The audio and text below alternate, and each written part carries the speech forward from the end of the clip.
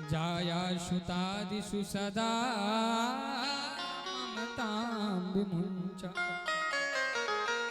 पिताजी आप किसको मारने जा रहे हैं? शरीर को। और ये शरीर काहे से बना है? देहे मांस रुधिरे। देह काहे से बना है? अस्थि, मांस, मज्जा, रुधिर, स्नायु, इन चीजों से बना है ये देह। देहे मांस रुधिरे अभिमतिम त्यजत्व और जाया श्रुतादिषु सदा ममतां विमुञ्च। और ये शरीर के ही संबंध है। जाया पुत्री, पत्नी, पुत्र, भाई, बंधु सब। और हम तो कहते हैं जीते जी ही मर जाना अच्छा है। जीते जी अर्थात संसार में तो रहो, लेकिन जैसे जल में कमल का पत्ता रहता है ऐसे ही रहना चाहिए। संसार में रहकर के संसार से अलग रहना चाहिए। रिश्ते नाते सारे के सारे निभाइए, फॉलो करिए, बिल्कुल माता पिता सबको मानिए, लेकिन सच्ची भक्ति केवल भगवान में जोड़िए। इसलिए भैया पिताजी पश्यानिशं जगदिदं क्षणभंग निष्ठं वैराग्य राग रसिको भव भक्ति निष्ठा। पिताजी हम तो कहते हैं शरीर तो छूट ही जाएगा, आप आज ना छोड़ो कल ना छोड़ो, आपके चाहने ना चाहने से कुछ नहीं होगा। तो ऐसा करो, जब तक भगवान ने शरीर दिया तो पहले भजन करो, उसका कर्ज अदा करो। अब तो पुत्र की बात मान करके आत्मदेव पंडित जी वन में चले गए, भगवान की भक्ति करते करते भगवान के धाम को भी चले गए। बोलो राधे राधे। इधर जो धुंधकारी है ना, उनकी माता का नाम है धुंधली। देखिए समय बहुत कम है, तो धुंधली देवी जो है, पहले तो पिताजी परेशान थे, अब धुंधली परेशान। धुंधली भी भयभीत हो गई। धुंधकारी ने कहा मैया जो भी धन रखे हो ना दबाए सब दे दो, नहीं तो तुम्हारा भी गला घोंट दिया जाएगा। वही माता है जिसने अपने बालक को कभी समझाया, कभी डांटा नहीं, कभी फटकार नहीं लगाया। पुत्र यदि गलत रास्ते पर जाए तो सबसे परम कर्तव्य माता का है। पहली गुरु माता होती है बालक की। यदि मैया ने अच्छी शिक्षा नहीं दी तो बालक का बिगड़ना स्वाभाविक है। गुरुकुल तो बाद में जाएगा, लेकिन संस्कार तो माता पिता देते हैं। अब तो भैया बड़ी परेशानी हो गई। धुंधली देवी भी परेशान, भयभीत, डर के कारण कहीं पुत्र मुझे जान से न मार दे। अर्धरात्रि के समय वो भी निकल पड़ी घर से और जाकर के एक अंधेरे कुएं में उसने डुबकी लगाई और धड़ाम से गिर गई। और उसका भी गोविंदाय नमो नमः हो गया। बोली भक्तवत्सल भगवान की। अब तो धुंधकारी निर्धुंध हो गया, कोई अनुशासन नहीं, कोई रोक टोक नहीं घर में। अब तो वैश्याओं को घर में रखने लगा, वैश्याओं को घर में लाता, मदिरा पान करता, उनको खिलाता। कई दिनों तक ये कार्य चला। वैश्याओं ने सोचा कि यदि ज्यादा समय ऐसे ही चलता रहा ना तो एक दिन राजा के हाथों पकड़े जाएंगे, तो राजा हमें दंड देगा, फांसी दे देगा। वैश्याओं ने सोचा धन तो अब काफी मात्रा में प्राप्त हो चुका है। उन्होंने मीटिंग बनाई और रात्रि के समय ही धुंधकारी का गला दबा दिया महाराज। 4-6 वैश्याएं और धुंधकारी नशे में धुत एकदम, धुंधकारी की हत्या कर दी महाराज। और जब उसके प्राण नहीं निकल रहे थे तो आग के अंगारे डाल दिए उसके मुख में। धुंधकारी का भी अंत हो गया। धुंधकारी भूत प्रेत बन के भटकने लगा चारों तरफ। तब गोकर्ण जी ने आए, गोकर्ण जी ने आकर के धुंधकारी को भागवत जी का पान कराया, तब जाकर के धुंधकारी की भी मुक्ति हुई है। बोली भक्तवत्सल भगवान की।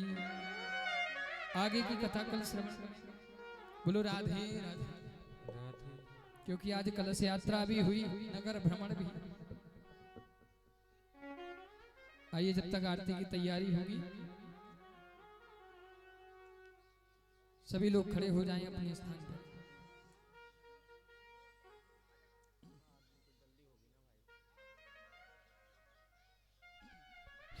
हेलो। सभी लोग समय अभाव के कारण कथा को विसर्जन हो रही है। आरती के लिए सभी लोग खड़े हो जाएं। इसके बाद सभी लोग प्रसाद लेकर के ही जाएंगे, बिना प्रसाद के कोई नहीं जाएगा और आरती प्रारंभ होती है। वृंदावन बिहारी लाल की।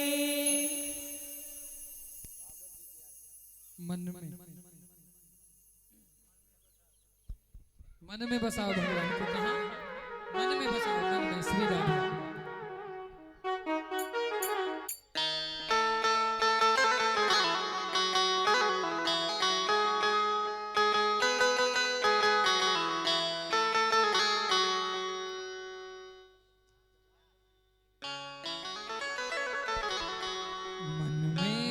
बसा कर तेरी मूर्ति उतारूं मैं गिरधर तेरी आरती।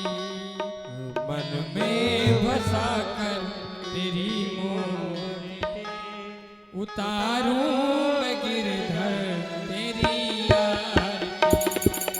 मन में बसा के